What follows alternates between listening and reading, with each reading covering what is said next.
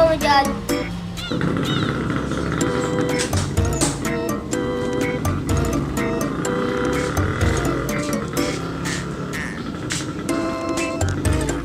Tingnan mo tong taong to. Kinakausapin. Hindi ako pinapansin. Uy! Oh, diyan ka pala. Hindi, wala ka dito. Ano ba kasi ginagawa mo dyan? Ha? Iniisip ko kasi, kung kaya ko, huminga sa ilalim ng tubig. Ano ka ba?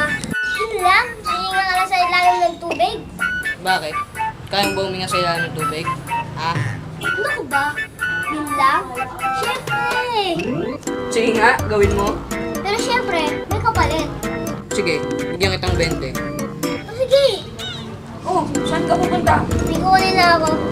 1 minute, 37 seconds later. Oh, gawin mo na. Lalim pala nito.